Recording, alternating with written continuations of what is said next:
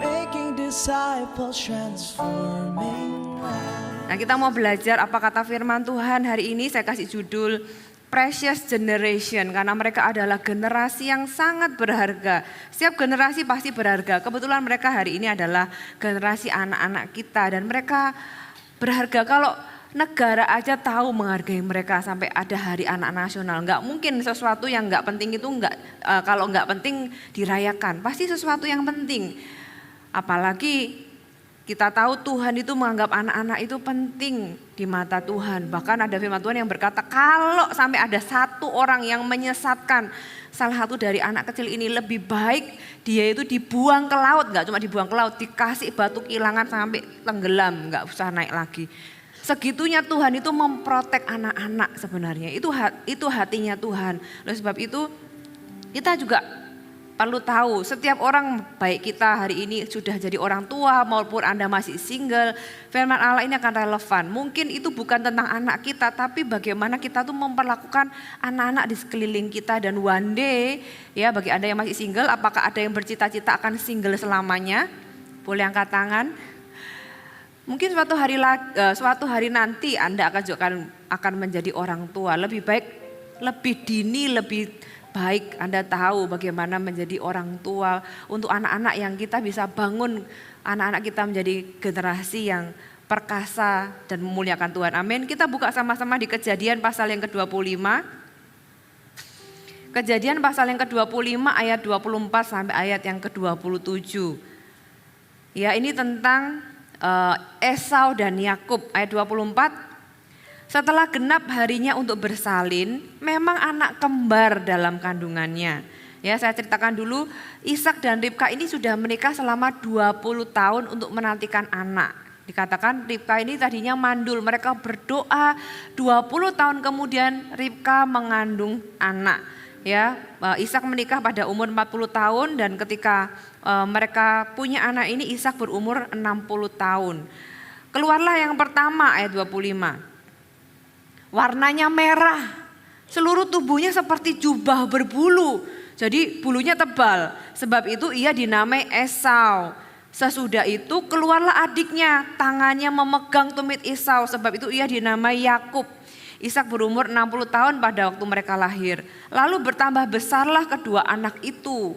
Esau menjadi seorang yang pandai berburu, seorang yang suka tinggal di padang, tetapi Yakub adalah seorang yang tenang, yang suka tinggal di kemah. Apa yang kita bisa belajar dari 3 ayat ini? Bahkan anak kembar pun bisa beda seperti bumi sama langit.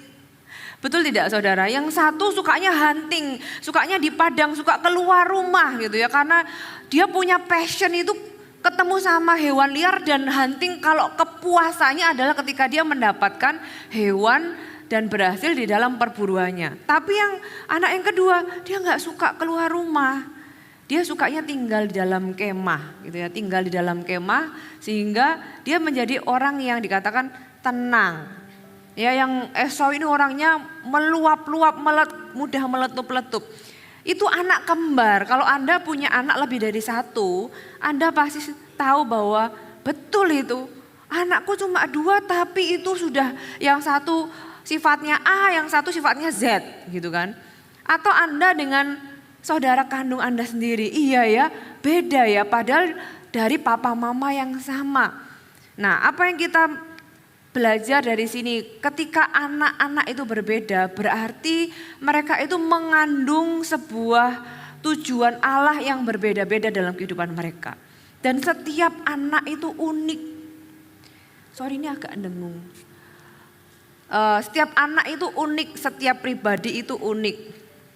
Jadi hargai setiap pribadi dengan keunikan mereka. Yang pertama, bagaimana kita bisa mengasihi mereka dan membuat mereka itu, membangun mereka menjadi keturunan yang luar biasa adalah dengan menerima mereka dengan semua keunikan mereka. Setiap anak itu unik, ya itu seperti kita dikasih kado, surprise. Terus kita buka, kita nggak tahu apa isinya gitu ya. Kita buka, terus kita baru explore. Sesuatu yang baru, sesuatu yang mungkin kita nggak kenal. Kalau ketika Anda melahirkan anak Anda baru lahir, Anda mungkin bertanya-tanya nanti gedenya kayak apa ya, orangnya ini seperti apa.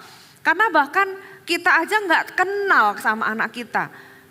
Setiap anak itu unik dan mereka itu adalah orang-orang yang perlu diterima. Bukankah itu juga kebutuhan kita semua? Bukan cuma anak-anak, bukankah kita semua adalah anak, ya kan? Kalau Anda ada di sini, Anda pasti anak seseorang, nggak mungkin Anda tiba-tiba muncul. Ya, karena semua yang ada lahir dari seorang perempuan. Kita adalah seorang anak dan semua dari kita itu butuh yang namanya penerimaan. Dan diterima apa adanya dengan segala keunikan kita. Ada dua hal yang seringkali menjadi musuh keunikan. Ya, membuat seseorang itu merasa tidak diterima, merasa tidak diterima apa adanya. Yang pertama adalah membanding-bandingkan. Ya, membanding-bandingkan dalam banyak hal, dalam akademis gitu ya, akademis, kemudian penampilan, gaya hidup, kesukaan dan lain-lain dibanding-bandingkan dengan anak, entah keluarga, entah sesama saudara kandung atau dengan sepupu, dengan anak tetangga, anaknya teman dan sebagainya. Saudara, Anda sendiri kan nggak suka ya dibandingkan. Kita orang dewasa aja tahu dan nggak ada bedanya dengan anak kita. Jangan dipikir kalau anak itu masih kecil dia nggak tahu apa-apa. Hati dan roh anak kita itu utuh sejak dari kandungan.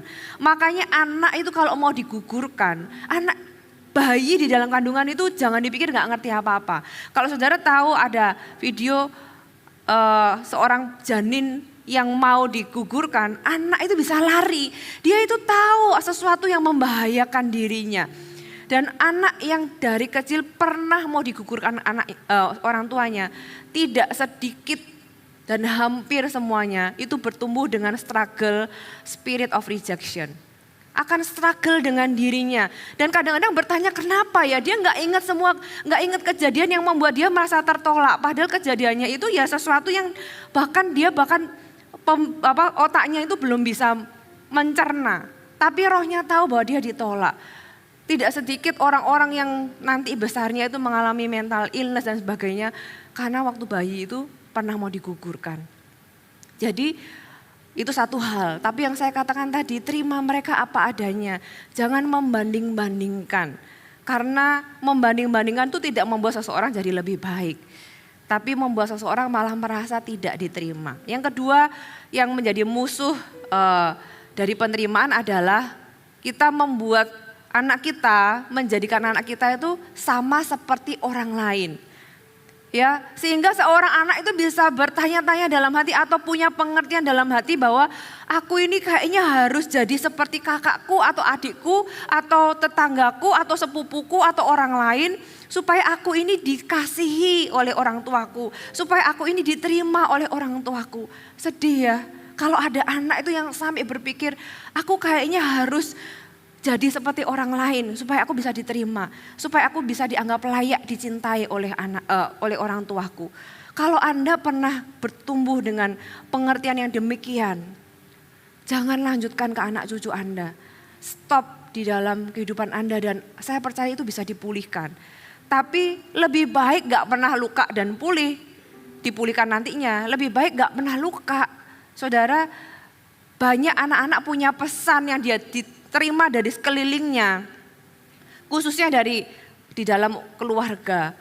Pesan yang diterima adalah kamu gak bisa jadi dirimu sendiri. Kamu harus jadi seperti A, seperti B, baru papa mama itu sayang sama kamu. Saudara, betapa sedihnya kalau seorang anak bertumbuh demikian adanya. Dia gak perlu jadi siapa-siapa. Bukankah ketika dia lahir kita sudah mencintai dia sebelum dia menunjukkan sifat apapun, cintai dia sama seperti dia belum jadi apa-apa. Saudara, terima anak kita apa adanya dengan keunikan mereka. Mereka nggak harus jadi sama dengan kita. Ya, bagaimana kita bisa tahu bahwa kita itu sudah menerima anak kita? Dengan cara kita tidak memaksakan mereka harus ya sama seperti kita. Ada orang tua itu yang merasa dirinya paling benar sehingga anaknya itu harus sama seperti dia.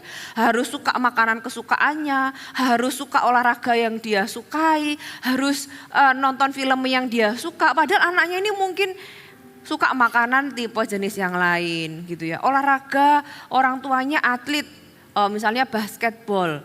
Ya, suami saya itu dulu suka basket, olahraganya itu basket. Anak saya nggak suka basket yang laki, sukanya soccer, gimana dong? Ya nggak apa-apa gitu ya. Apa yang dia suka, toh itu kan nggak dosa, nggak berseberangan. Jadilah seperti yang dia suka, biar dia enjoy dengan apa yang dia suka. Nggak harus jadi seperti orang tuanya.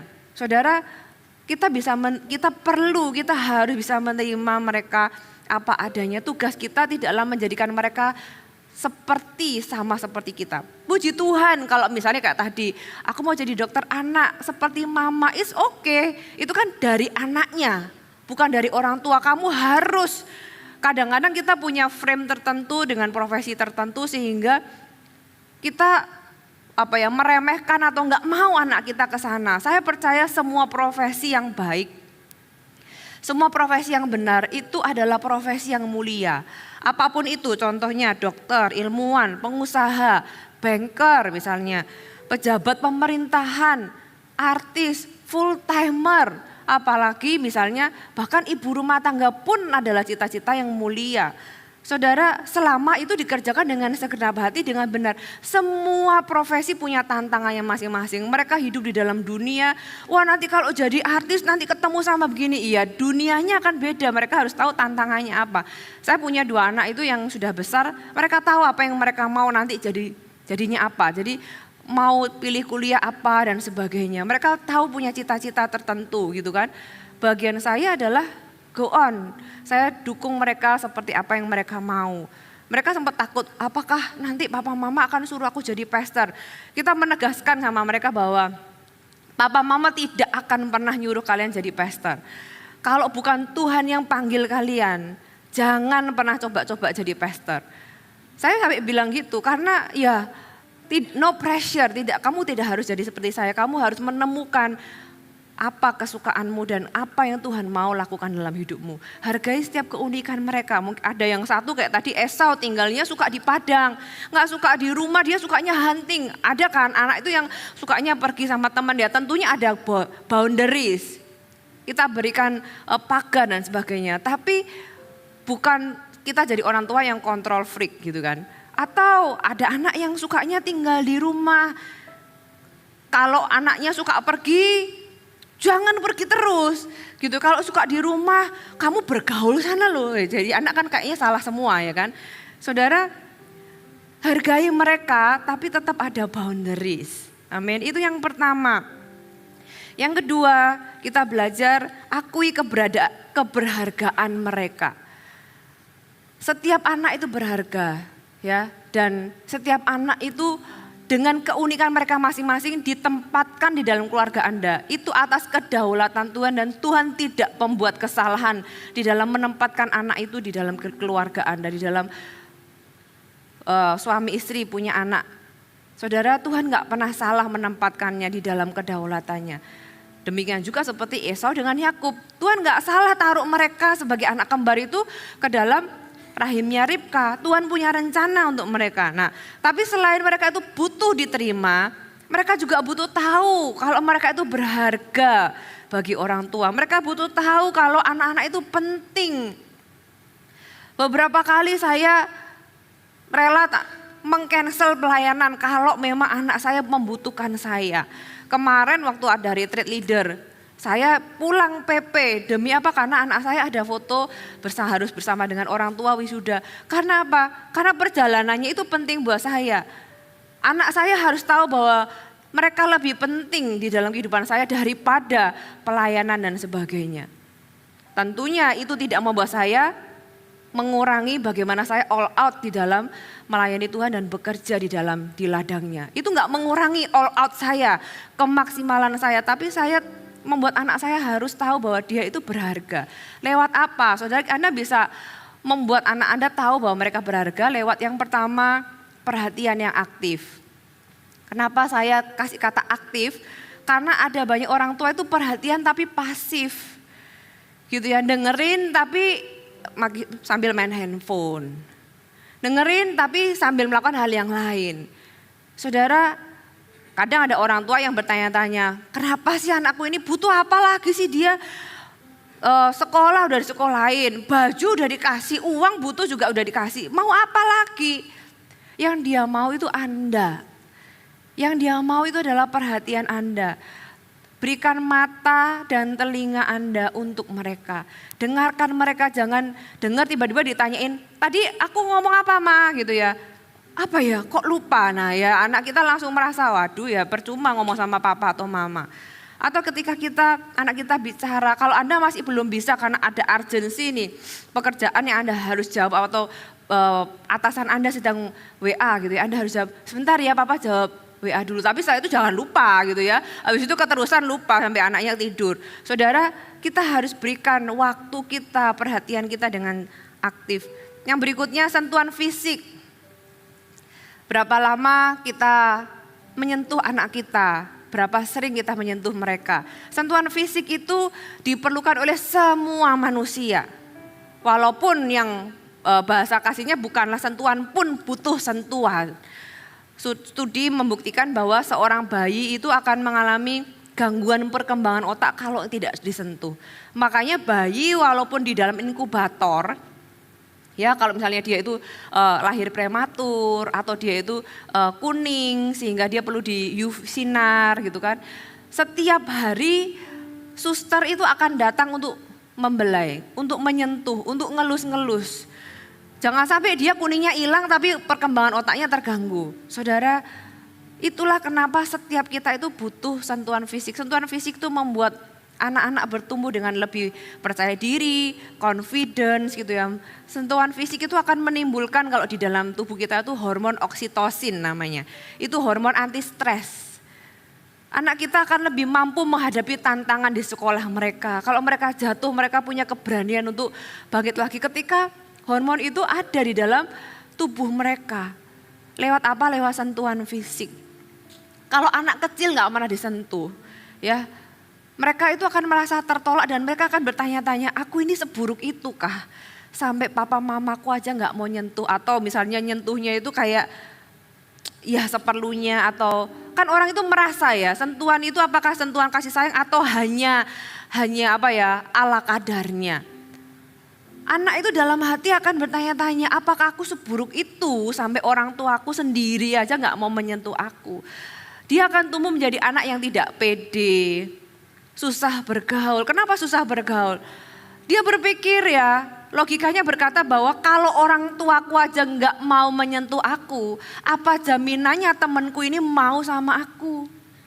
Orang tua yang harusnya yang dia harapkan menerima dan mengasihi dia, itu enggak mengasihi dia, apa jaminannya temanku ini mau? Sehingga banyak anak itu bertemu dengan kesulitan untuk membangun hubungan, belum membangun hubungan sudah takut ditolak dulu. Makanya penting untuk kita para orang tua, hak peluk mereka, cium mereka. Ya, yang ketiga dikatakan berikan penghargaan secara verbal maupun non verbal. Katakan I love you. Ya, katakan kata-kata pujian kepada mereka. Yesaya 43 ayat yang keempat. Dikatakan oleh karena engkau berharga di mataku dan mulia dan aku ini mengasihi engkau. Tuhan itu dengan verbal berkata bahwa kamu itu berharga.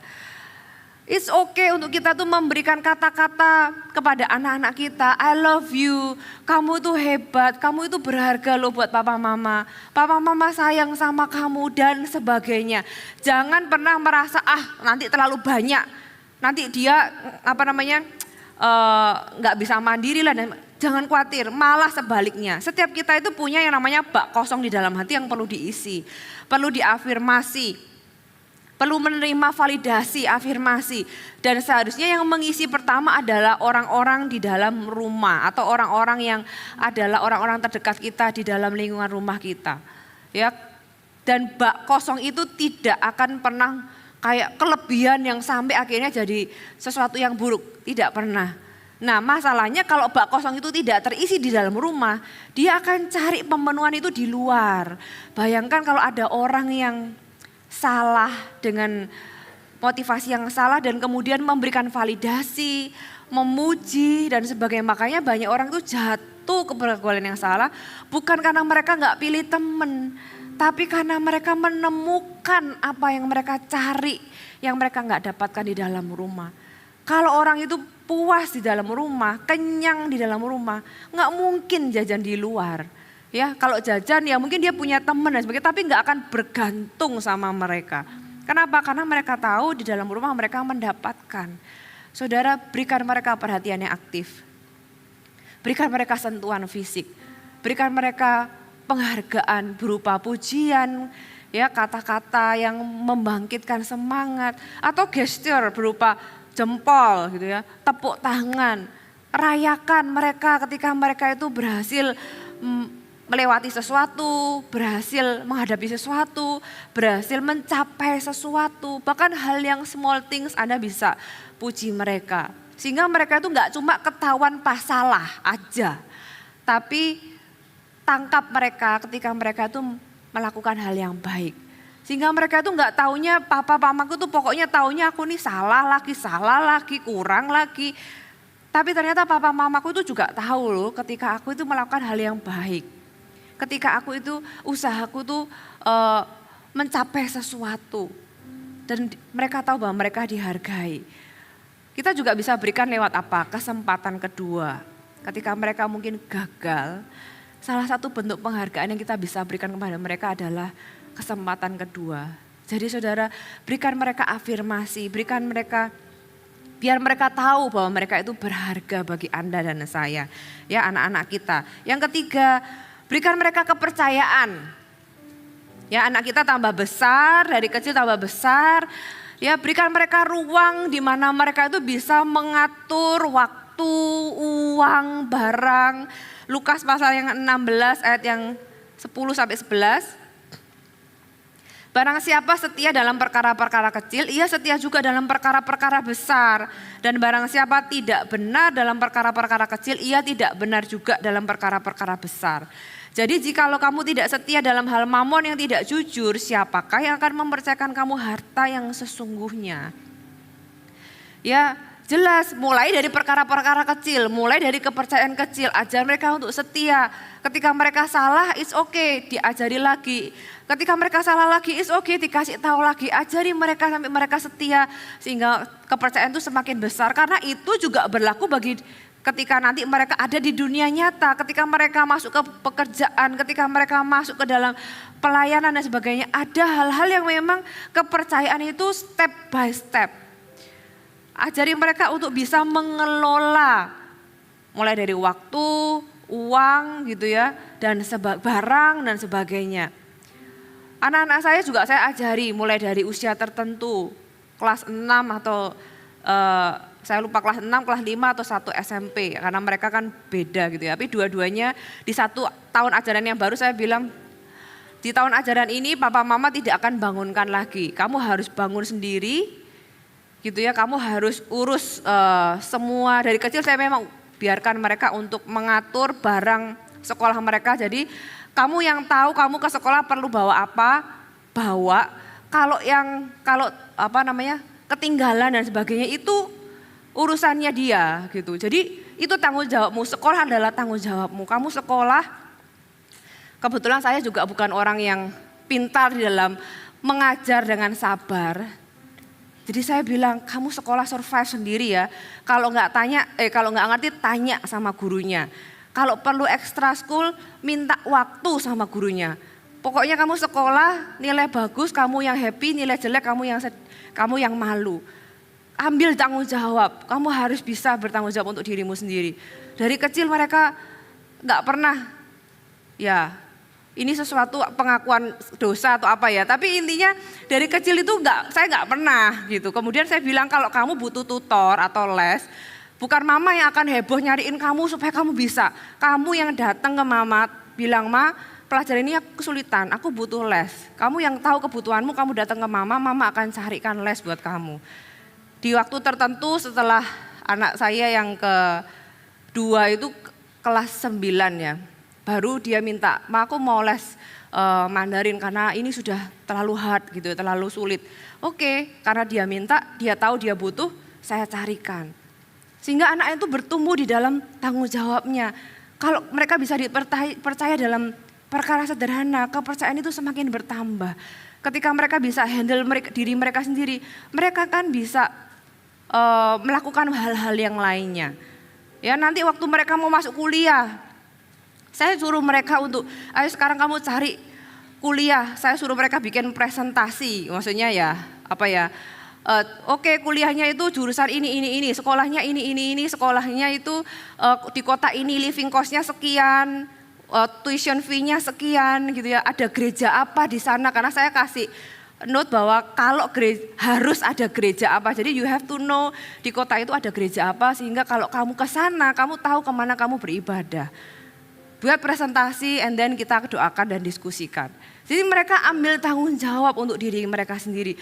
Mulai dari kecil saya ajarin. Tentunya adalah 1-2 hal yang masih struggle dan sebagainya. It's okay, it's growing gitu ya. Karena kalau tanggung jawab itu diambil alih, banyak anak bertumbuh dengan orang tuanya mengambil alih tanggung jawab yang harusnya punya anaknya. Sehingga tanpa sadar kita itu memberikan pesan kepada anak kita bahwa it's okay, tanggung jawabmu kalau kamu gak lakukan juga nanti akan ada orang lain yang akan lakukan. Hei, masalahnya di dunia nyata gak seperti itu loh. Ada tanggung jawab yang memang tidak bisa dialihkan ke orang lain. Kita harus ambil tanggung jawab. Ada orang-orang yang sukanya put the blame ke situasi, memberikan menyalahkan situasi, menyalahkan orang lain, tapi nggak mengambil tanggung jawab untuk dirinya sendiri. Kenapa? Karena nggak biasa ambil tanggung jawab. Saudara, kita perlu ajari mereka untuk punya tanggung jawab. Orang tua boleh nggak bantu? Oh ya, orang tua harus membantu. Tapi membantu konteksnya adalah sampai anak ini tumbuh dan anak ini bisa melakukan tanggung jawabnya sendiri pada akhirnya. Bagian kita membantu, mentrain mereka sekian lama sampai mereka bisa melakukan tanggung jawabnya sendiri. Berikan mereka ruang untuk mereka punya tanggung jawab. Berikan mereka kepercayaan. Ada waktunya mungkin kepercayaan itu dihancurkan. Kasih kesempatan lagi, beritahu nilai, beritahu arahkan mereka. Amin. Yang keempat, koreksi mereka di dalam kasih. Kasih itu tidak sama dengan permisif, saudara ya. Kasih itu gak berarti gak pernah marah, kan aku sayang sama anakku jadi aku gak pernah marah. Ada 2 cerita Alkitab yang jelas kalau Anda mau baca. Yang pertama anaknya Imam Eli. Dikatakan firman Tuhan bahwa Imam Eli itu tidak pernah memarahi mereka. Mereka jadi orang yang berantakan, jadi orang yang merusak umat Tuhan dan melakukan kejahatan di dalam rumah Tuhan. Dan yang kedua adalah Absalom, anak dari Raja Daud. Akhirnya bukan jadi anak yang baik ketika ternyata gak pernah dimarahin sama orang tuanya. Tapi malah jadi pemberontak pada akhirnya. Banyak orang bertumbuh di dalam sebuah area yang gak punya pagar. Karena gak ada koreksi. Ya udah terserah, menghargai keputusannya dan sebagainya. Anak-anak butuh diarahkan, anak-anak butuh dikoreksi ketika mereka salah. Ada banyak orang yang saya tahu ya, kalau misalnya konseling dan sebagainya, saya bisa nebak. Saya tanya, kamu waktu kecil jarang dimarahin ya? Karena kelihatan orangnya itu clueless kalau sudah besar. Clueless kayak dia pikir apa yang salah ya, padahal orang-orang di sekelilingnya tahu bahwa itu salah gitu ya. Dia nggak tahu apa salahku gitu kan. Karena apa? Karena nggak pernah ada pagar di dalam didikannya ketika masih kecil. Saya bisa kelihatan gitu ya orang-orang. Jadi kelihatan kalau orang-orang anak kecil yang selalu dibiarkan, dia ngerusak barangnya orang lain dibiarkan. Dia ke rumah orang lain atau ngambil barang orang lain, ya nggak apa-apa, paling orang tuanya yang minta maaf. Kalau anak kita melakukan kesalahan kepada orang lain, contoh anak kita ke CG nih gitu ya, ke rumah orang lain, terus anak kita bikin onar. Misalnya coret-coret temboknya orang atau pecahin gelasnya orang itu misalnya. Bukan cuma kita orang tua yang perlu minta maaf, tapi anak kita itu juga harus diajar minta maaf. Supaya anak kita tahu, oh iya ya aku ini bersalah. Orang tua tentunya ada unsur melindungi, kita minta maaf kepada orang yang bersangkutan dan sebagainya. Tapi anak kita harus tahu, kita perlu mengajar mereka. Amsal pasal yang ke-13 ayat yang ke-24. Amsal 13 ayat 24, siapa tidak menggunakan tongkat hajaran maksudnya ya, benci kepada anaknya, tetapi siapa mengasihi anaknya menghajar dia pada waktunya. Enggak semua waktu. Nah, kalau semua waktu itu namanya kekerasan dalam rumah tangga, abusive. Tapi kalau pada waktunya memang diperlukan ada disiplin, ada koreksi, kita harus mengkoreksi mereka. Amsal 19 ayat 18. Hajarlah anakmu selama ada harapan, tetapi jangan engkau menginginkan kematiannya. Maksudnya apa? Kita perlu menghajar mereka, ya. Ada usia tertentu di mana anak itu nggak bisa dihajar lagi, tapi diajak bicara dan sebagainya. Tapi ketika mereka masih di usia 0 sampai 14 tahun, saudara hajarlah anakmu selama ada kesempatan. Tapi jangan engkau menginginkan kematiannya. Artinya apa? Kalimat jangan engkau menginginkan kematiannya. Cara engkau menghajar itu juga kita harus perhatikan. Saudara, jangan menghajar mereka di dalam kemarahan yang salah gitu ya. Makanya saya kasih tagline ini, koreksi di dalam kasih. Banyak orang mengkoreksi, mendisiplin, tapi tujuannya hanya untuk meluapkan kemarahan. Memang feel good ketika kita frustasi sama anak kita terus kita meluapkan kemarahan kita. Tapi tujuan dari disiplin adalah bukan sekedar mereka itu dimarahi, merasa bersalah and that's it. Tujuan dari disiplin adalah mengkoreksi kelakuan mereka sehingga mereka itu melakukan dengan cara yang berbeda di masa depan. Karena mereka tahu why, kenapa mereka harus berubah. Nah banyak orang tua tuh gak ngasih penjelasan. Bahkan gak ngasih tahu apa yang diharapkan. Sehingga anak-anak gak tahu aku ini salahnya apa. Dari kecil saudara kalau Anda pergi misalnya pergi ke mall. Sebelum pergi ke mall coba kasih tahu, oke kita kan pergi ke mall ya. Nanti mama harap kamu jadi anak yang tenang. Ya, kamu jangan lari-lari misalnya. Lari-lari no. Atau misalnya pergi ke supermarket boleh ambil kue 1. Nah, kalau kita sudah sampaikan ekspektasi kita, harapan kita, anak kita melanggar, itu berarti dia melanggar apa yang kita sampaikan. Tapi kalau kita nggak pernah menyampaikan apa-apa, terus dia ambil banyak, terus kita marah-marah gitu kan. Anak kita bingung, oh salah ya, lain kali nggak boleh ngambil apa-apa. Dan sebagainya misalnya. Lebih baik kita jelaskan di awal kalau dia melanggar, loh mama tadi bilang apa, papa tadi bilang apa, kok kamu melanggar, kesalahannya karena melanggar. Tapi kalau anak itu nggak tahu apa-apa, nggak pernah dikasih tahu, tiba-tiba dimarahin. Banyak anak akhirnya bingung, aku ini salah apa, pokoknya taunya dia nggak menyenangkan orang tua. Koreksi mereka di dalam kasih. Cara kita mengkoreksi, bagaimana kita mengkoreksi di dalam kasih? Salah satunya adalah dengan kita menjaga atau memilih kata-kata kita. Ya, pilihlah kata-kata Anda ketika Anda marah sama mereka. Memang kadang-kadang nggak bisa dihindari. Idealnya, saya beritahu Anda, idealnya adalah jangan marah ketika Anda marah. Itu idealnya. Tapi sulit gak sih? Sulit ya, gak marah ketika Anda marah gitu loh. Itu kan sulit. Seringkali yang terjadi adalah orang tua sudah pusing, capek pulang dari pekerjaan, di kantor ada masalah, di jalan macet, diserobot orang gitu kan. Itu kan sudah numpuk sampai rumah. Istri cerita, anakmu itu ya sepanjang hari, udah meledak lah. Apa ini langsung anaknya, sini mbak sini. Tutut gitu kan, dimarahin. Kemungkinan kesalahannya tuh cuma kalau di angka tuh angkanya 2. Tapi marahnya 10. Kenapa? Karena sebenarnya yang 8 itu dia marah sama bosnya, sama temennya, sama yang nyerobot di jalan. Tapi semuanya dilimpahkan ke sini. Kenapa? Karena di-triggernya di terakhir. Itu kan gak fair ya saudara. Anak kita bisa marah sama kita. Efesus pasal yang ke-6 ayat yang ke-4 dikatakan, dan kamu bapak-bapak, bukan cuma buat ayah tapi ini juga mewakili orang tua ayah dan ibu. Janganlah bangkitkan amarah dalam hati anak-anakmu. Tetapi didiklah mereka dalam ajaran dan hikmat, dalam ajaran dan nasihat Tuhan. Jadi jangan hanya sekedar meluapkan kemarahan. Jadi tempat sampah gitu ya. Jangan marah ketika kita marah.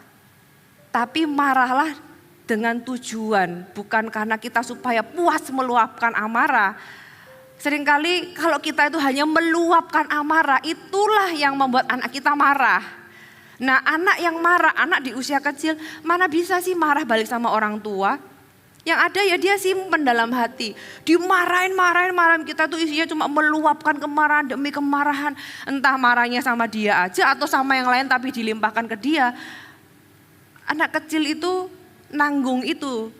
Nah dikatakan jangan bangkitkan amarah dalam hati anak. Apa yang kita tabur ya itu kita tuai.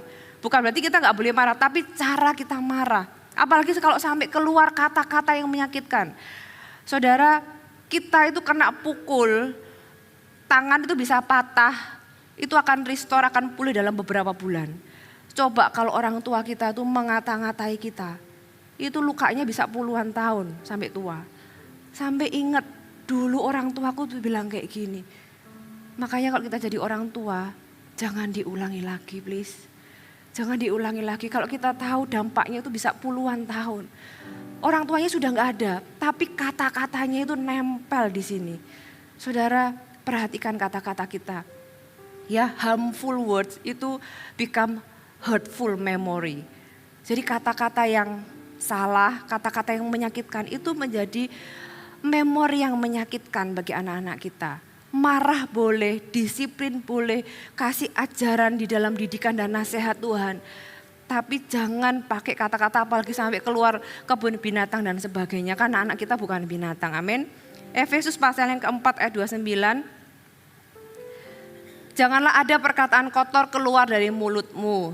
Tetapi pakailah perkataan yang baik untuk membangun di mana perlu.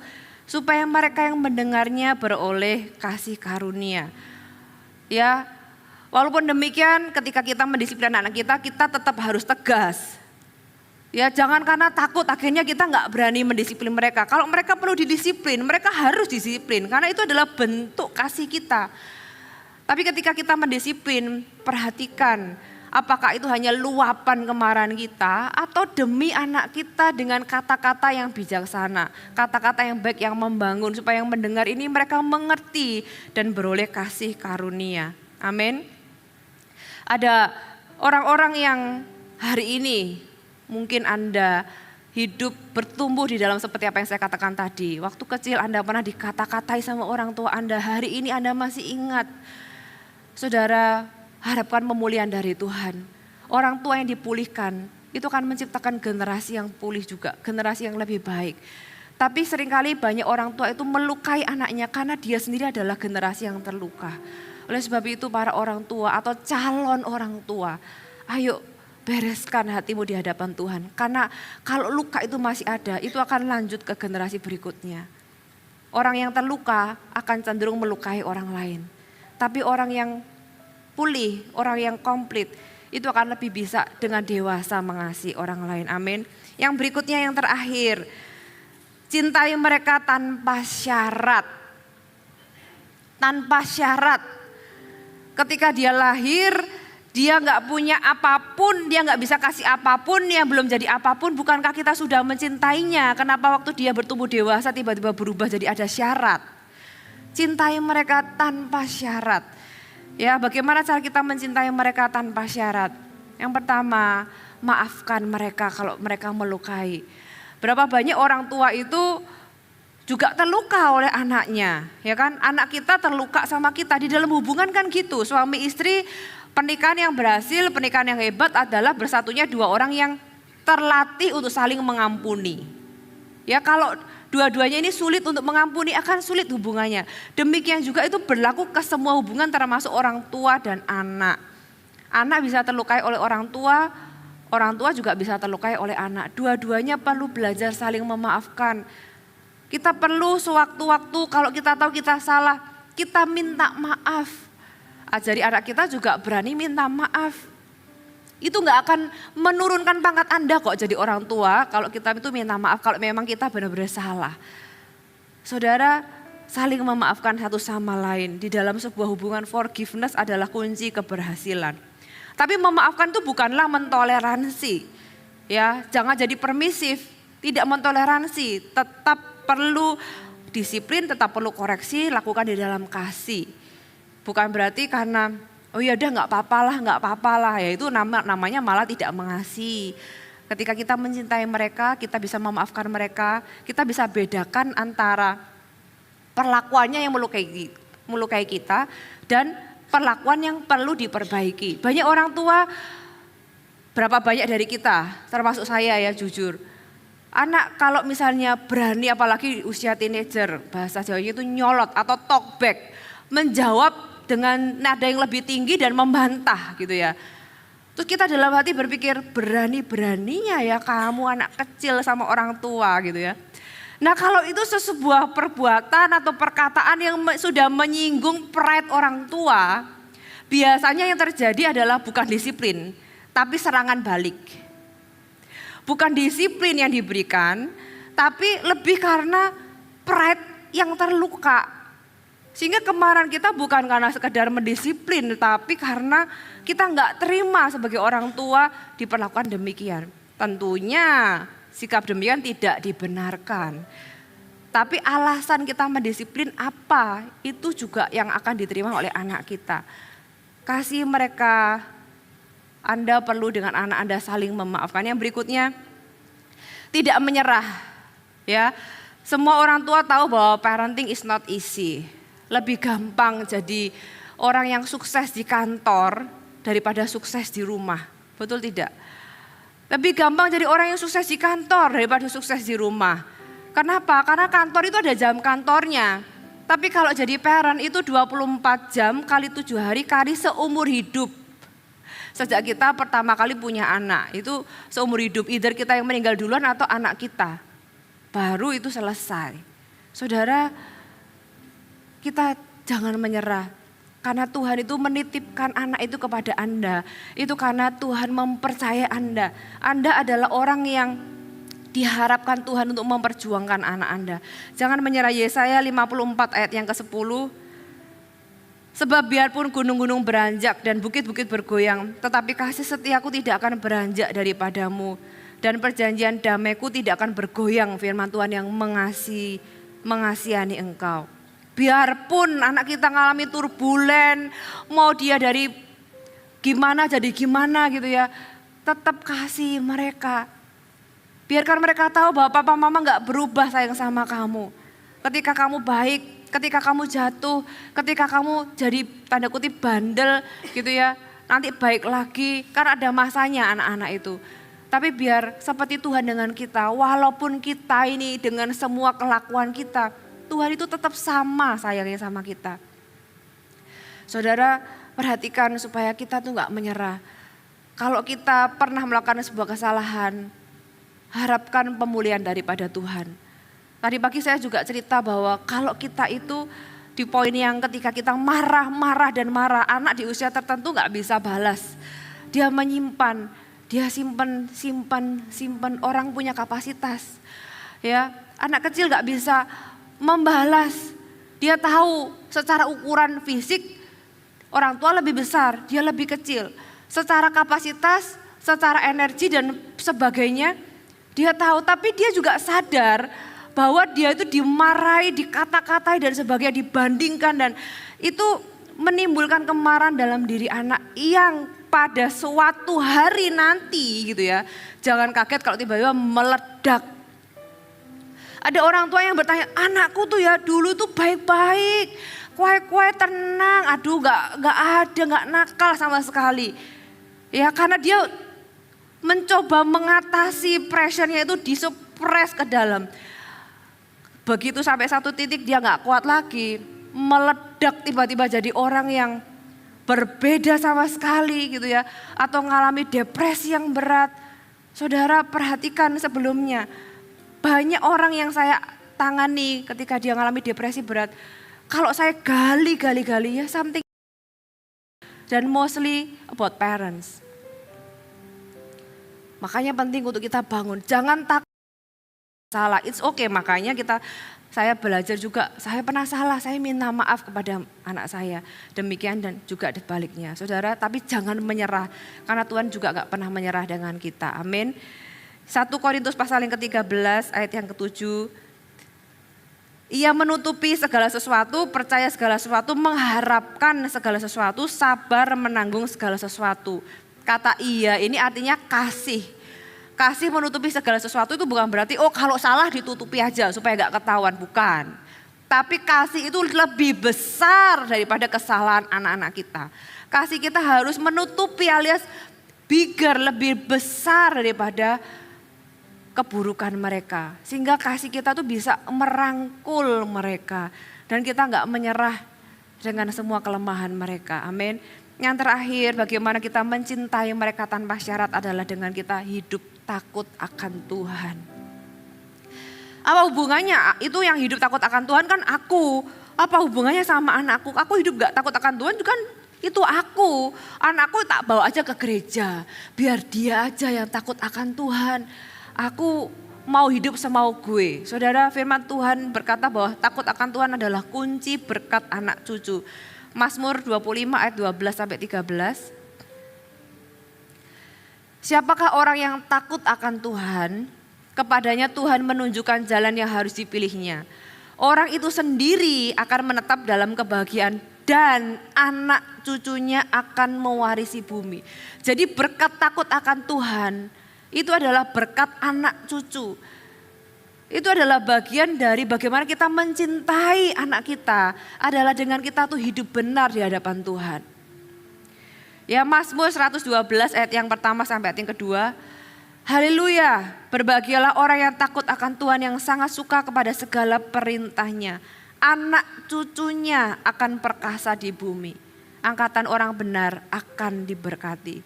Percayalah, Anda bisa pegang janji Tuhan ini. Ayatnya banyak, Mazmur 128 sudah bisa baca di rumah. Itu juga bicara tentang orang yang takut akan Tuhan, anak-anaknya. Jadi peganglah janji Tuhan, kalau Anda hidup takut akan Tuhan, percayalah. Banyak hal bisa terjadi, tapi janji Tuhan itu tidak akan pernah tidak terjadi. Anak cucu Anda akan perkasa di bumi. Di setiap profesi bidang mereka, tantangan akan selalu ada. Tapi janji Tuhan itu pasti digenapi. Amsal 14 ayat ke-26. Dalam takut akan Tuhan ada ketentraman yang besar. Bahkan ada perlindungan bagi anak-anaknya. Takut akan Tuhan akan membuat anak-anak kita punya rasa aman. Aku aman karena papa mamaku tidak akan aneh-aneh. Papa mamaku tidak akan melakukan hal-hal yang akhirnya akan berimbas kepadaku. Aku gak akan takut nanti papaku nanti tiba-tiba misalnya di penjara atau apa sehingga dia jadi malu. Anaknya akan aman karena dia tahu papanya ini takut akan Tuhan. Itu sesuatu yang di alam yang kelihatannya nggak nyata, but it's real, itu di dalam hati anak-anak kita. Ya, jadi hidup takut akan Tuhan itu adalah kunci dari rasa aman bagi anak-anak kita, bentuk cinta kita kepada anak-anak kita, dan juga itu adalah berkat untuk anak cucu kita. Ada studi yang berkata about the 5 generation rule. Anda bisa cari di Google, the 5 generation rule. Ya nanti aja nyarinya ya, jangan sekarang. Itu adalah studi yang berkata bahwa apapun yang kita perbuat kepada anak-anak kita, cinta yang kita berikan, kemudian nilai-nilai yang kita ajarkan kepada mereka, emosi yang kita bangun di dalam kehidupan mereka, kemudian pendidikan yang kita berikan, termasuk di dalamnya adalah iman yang kita tanamkan. Itu mempengaruhi bukan cuma anak kita, tapi 4 keturunan di setelah mereka, alias sampai 5 keturunan. Dan di dalam studi itu ada 2 keluarga yang dibandingkan. 2 keluarga yang sama-sama hidup di tahun 1700, yaitu Jonathan Edward dengan Max Juk. Jonathan Edward adalah seorang edukator, dia adalah seorang yang cinta Tuhan, seorang hamba Tuhan. Ya, dia dengan istrinya punya 11 anak. Ya, pada zaman itu semuanya normal ya, 11 anak. Dan dalam 5 keturunan studi ini memperlihatkan bahwa semua keturunannya itu ada yang jadi vice presiden, ada yang jadi senator, gubernur, hakim, doktor, kemudian pejabat militer, profesor dan sebagainya. Sedangkan si Max Juk ini adalah orang yang alkoholik, orang yang gak takut akan Tuhan, yang gak peduli sama anaknya. Keturunannya sampai 5 keturunan, itu ada yang berapa ratus jadi prostitut atau pelacur, berapa ratus orang itu drinking atau drunk atau peminum alkohol berat, alkoholik. Ada 7 orang yang jadi pembunuh. Ada 150 orang yang jadi kriminal, ada 60 yang menjadi pencuri dan ratusan yang akhirnya hidup miskin sampai mereka mati karena kemiskinannya. Tahukah Anda bahwa hidup Anda hari ini itu menentukan apa yang terjadi anak cucu kita, bahkan orang yang kita nggak akan lihat mungkin ya, karena hidup kita berapa lama sih? Kita hidup paling lama lihat itu sampai generasi ke-3, 1, 2, 3. Paling pol sampai cicit. Generasi kelima kita nggak akan lihat. Tapi Tuhan itu bisa menjamin, firman Tuhan itu sampai validasi oleh juga sebuah studi bahwa apa yang kita lakukan, ketika kita lakukan untuk Tuhan, takut akan Tuhan, efeknya itu sampai ke anak cucu kita. Jadi jangan pernah remehkan bagaimana kita hidup hari ini, dan juga jangan pernah remehkan bagaimana kita dealing dengan anak-anak kita. Karena apa yang kita lakukan kepada anak kita akan teruskan loh kepada cucu kita. Jadi kalau kita lakukan hal yang benar, Anda bisa lihat hari ini cucu Anda yang belum Anda lihat, itu juga diperlakukan seperti bagaimana Anda memperlakukan anak Anda. Jadi Anda mau cucu Anda diperlakukan seperti apa? Mulai dari hari ini bagaimana kita memperlakukan anak kita. Hai, terima kasih sudah bergabung bersama kami, Gereja Mount Sharon, Jabodetabek. Sebagai gereja Tuhan, adalah kerinduan bagi kami untuk melihat Anda terus bertumbuh di dalam pengenalan akan Tuhan dan mengalami perubahan hidup. Maka dari itu, bergabunglah bersama komunitas kecil kami, Connect Group. Dapatkan informasi lebih lanjut pada kolom deskripsi kami. Last but not least, don't forget to subscribe dan bagikan video ini kepada orang yang Anda kasihi. Thank you for joining us and see you next time.